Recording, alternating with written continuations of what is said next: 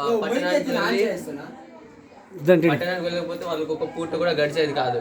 అలాంటప్పుడు ఒక రోజు పట్టణంలో వెళ్తా అంటే ఆ పట్టణంలో వాళ్ళు దీపావళి జరుపుకుంటా ఉంటారు. వాళ్ళు చూసి మనం కూడా ఇలా సెలబ్రేట్ మనం కూడా ఇలా జరుపుకుందామా అనుకుంటారు. అలా అనుకున్న తర్వాత వాళ్ళ చెల్లి చిన్నక్కేమో చెప్తుంది పెద్దక్కమ్మకి, అక్క నేను మన దగ్గర ఏమీ లేదు కదా, మనం ఇంకెలా జరుపుకుంటాం అనేసి. అప్పుడు వాళ్ళిద్దరు పోయి మర్రి చెట్టు దగ్గరికి వెళ్ళి మర్రి ఆకుల్ని, మర్రి కాయల్ని, మర్రి ఊడల్ని, తమల ఇసుకను, మళ్ళా బెనసరాలను,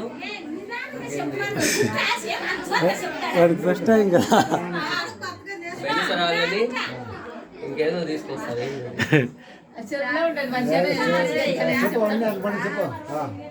అది తీసుకొచ్చి వాళ్ళు దాన్ని పెట్టి పూజ చేస్తారు.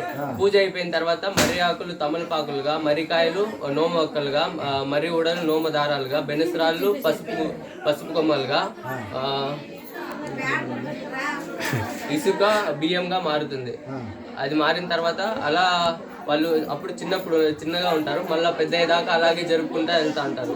అలా మళ్ళీ పెద్ద అయిన తర్వాత పెద్ద అమ్మాయిని పెద్ద బలాపురానికి, చిన్న అమ్మాయిని చిన్న బలాపురానికి ఇచ్చి పెళ్లి చేస్తారు.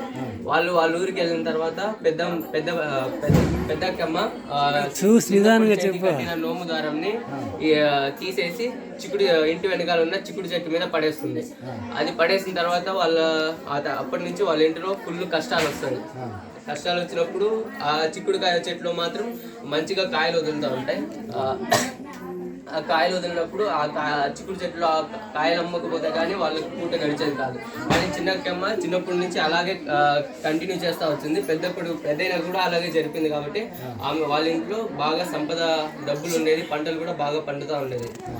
ఒకరోజు పెద్దక్కమ్మ కొడుకు చిన్నక్కమ్మ వాళ్ళ ఇంటికి వెళ్తాడు.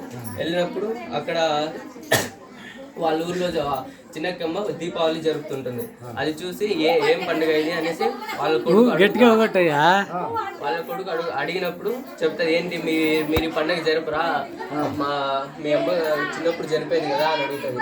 అప్పుడు మేము జరుపము, మా ఇంట్లో మళ్ళీ వాళ్ళకున్న కష్టాల గురించి మొత్తం వాళ్ళ చిన్నక్కమ్మతో చెప్తుంది. చెప్పిన తర్వాత ఒక మూటలో నోము ఒక్కలు, నోము దారాలన్నీ కట్టేసి ఇలా వచ్చే 15 రోజులకి ఒక పౌర్ణమి వస్తుంది. అప్పుడు మీ అమ్మని ఇలా జరపమని చెప్పి పంపిస్తుంది. అది అక్కడికి రోడ్లో వెళ్తూ ఒక బావి దగ్గర పెట్టేసి బావిలోకి వెళ్ళి స్నానం చేసి బయట వచ్చి చూసేసరికి ఒక గద్దె వెళ్ళిపోయినప్పుడు మళ్ళీ ఇంకో రిటర్న్ వాళ్ళ చిన్నక్కమ్మ వాళ్ళ ఇంటికి వెళ్ళి ఇలా జరిగిందని చెప్తే మళ్ళీ ఇంకొక మూటలో కట్టి పంపిస్తుంది.